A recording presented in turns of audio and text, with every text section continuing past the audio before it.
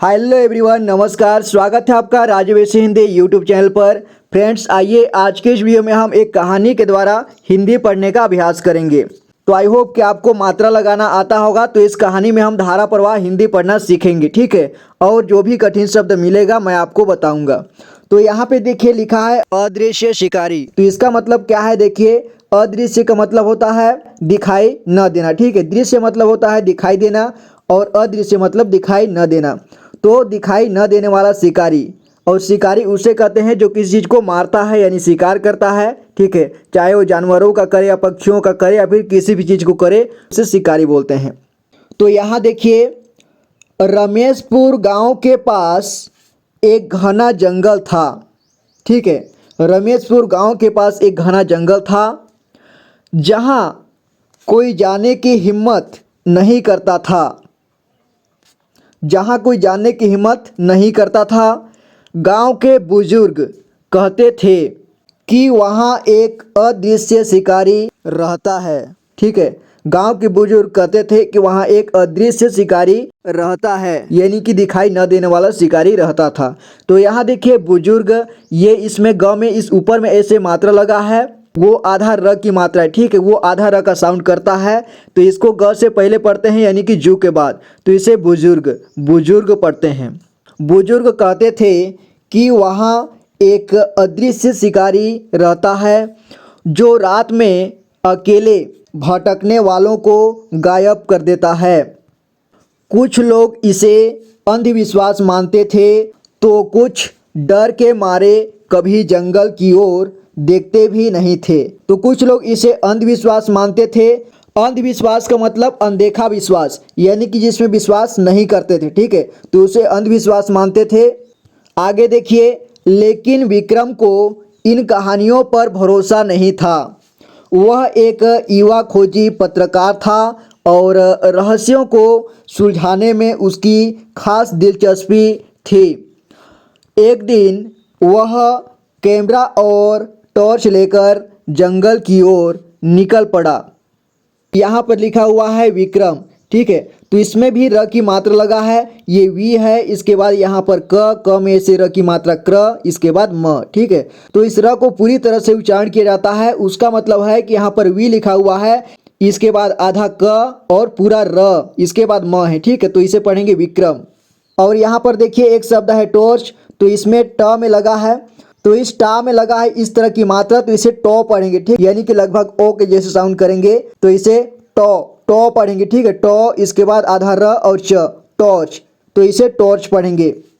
यहाँ देखिए, रात गहरी होती जा रही थी और जंगल में एक अजीब सन्नाटा था, ठीक है। अजीब सन्नाटा था। यहाँ देखिए सन्नाटा, ये कैसे बना है? स है, इसके बाद आधा न और एक पूरा न, ठीक है। और न में आ की मात्रा लगा है, इसके बाद टा, सन्नाटा, ठीक है।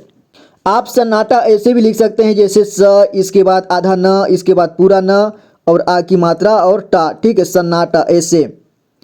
अगला देखिए, सन्नाटा था। अगला है, हवा में एक अजीब सी गंध थी जैसे किसी सड़ी हुई चीज की। विक्रम ने कैमरे ऑन किया, ठीक है। इसमें भी ओ के जैसे साउंड आएगा, देखिए ऐसे मात्रा लगा है, तो इसे ऑन पढ़ेंगे, ठीक है। विक्रम ने कैमरा ऑन किया और चारों ओर देखने लगा। तभी अचानक उसकी टॉर्च झपकने लगी और उसे महसूस हुआ कि कोई उसके पास है, पर उसे कुछ दिखाई नहीं दे रहा था। आगे है, अचानक कैमरे की स्क्रीन पर एक अजीब आकृति उभरने लगी। तो यहाँ देखिए, यहाँ पर स्क्रीन, यहाँ पर आधा स और क मेरी की मात्रा क्री, इसके बाद न। देखिए इस तरह से आधा स को इस का आवाज आता है, ठीक है। जैसे कि ई को पढ़ते हैं उसी तरह से थोड़े से आवाज आएगा। इसे पूरी तरह से ई नहीं पढ़ना है, बल्कि थोड़ा सा इस टाइप से पढ़ना है। तो इसे स्क्रीन स्क्रीन ऐसे पढ़ेंगे, ठीक है। स्क्रीन स्क्रीन, इस तरह से स्क्रीन पढ़ेंगे, ठीक है। तो इसे स्क्रीन नहीं बल्कि स्क्रीन ही पढ़ेंगे, ठीक है। जैसे कहीं पर लिखा होता है स्थान, ठीक है। आधा स, इसके बाद था न, स्थान, तो इसे स्थान नहीं पढ़ना है, इसे स्थान पढ़ेंगे, ठीक है। आगे देखिए, एक विशाल धुंधला छायादार जीव जिसकी चमकती आंखें विक्रम को घूर रही थीं। देखिए ये थ में लगा ई की मात्रा, इसके बाद अंक की मात्रा भी है, तो इसे थी पढ़ेंगे, ठीक है। इसमें ई का भी साउंड आएगा। उसके शरीर की बनावट दिख नहीं रही थी, लेकिन उसकी सांसें विक्रम के कानों में गूंज रही थी। आगे है, विक्रम के शरीर में सिहरन दौड़ गई। उसने भागने की कोशिश की, लेकिन उसके पैर जैसे जम गए हो। तभी वह जीव गुर्राया।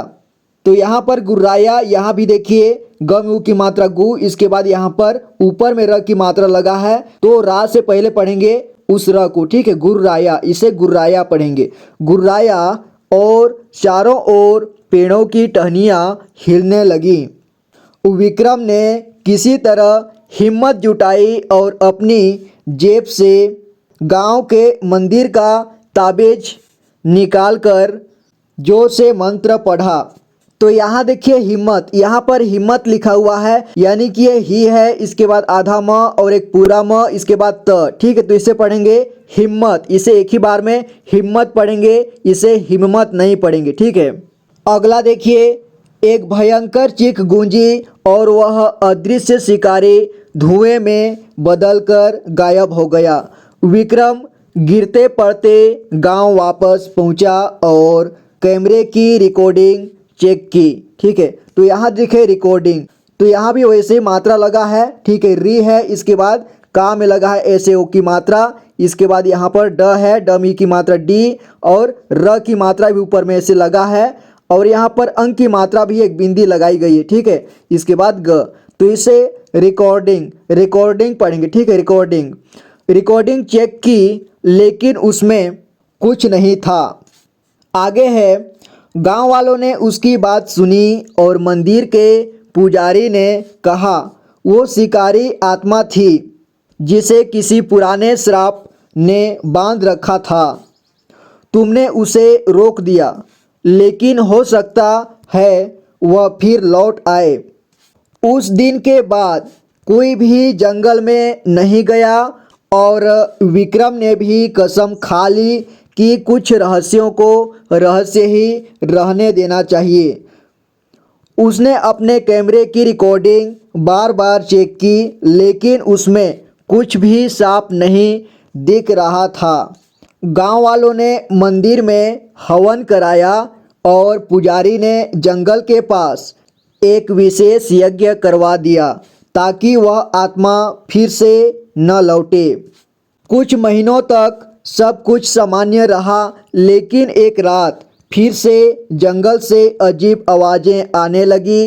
विक्रम अब गांव छोड़कर शहर में बस चुका था, लेकिन एक दिन उसे खबर मिली कि एक लकड़हारा जंगल में गया था और वापस नहीं लौटा।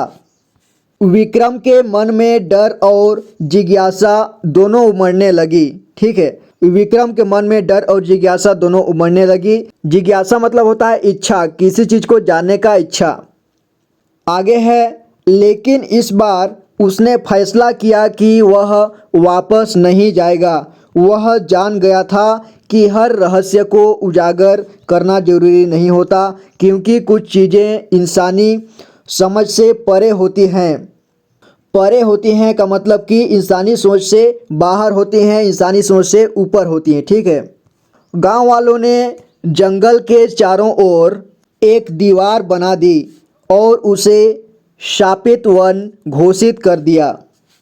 विक्रम के मन में अब भी उस रात की यादें ताज़ा थीं, लेकिन वह जानता था कि कभी कभी जिंदा रहना ही सबसे बड़ा जीत होती है। तो ये रहा फ्रेंड्स आज का कहानी। आई होप कि आपको अच्छा लगा होगा। आप इसी तरह से पढ़ने का अभ्यास कीजिए। जितना अधिक आप खुद से प्रैक्टिस करते हैं पढ़ने का, उतना ही धारा प्रवाह आप पढ़ना सीखेंगे। तो मैं मिलता हूँ आपसे अगली वीडियो में। Thank you so much for watching the video guys. Take care and good bye.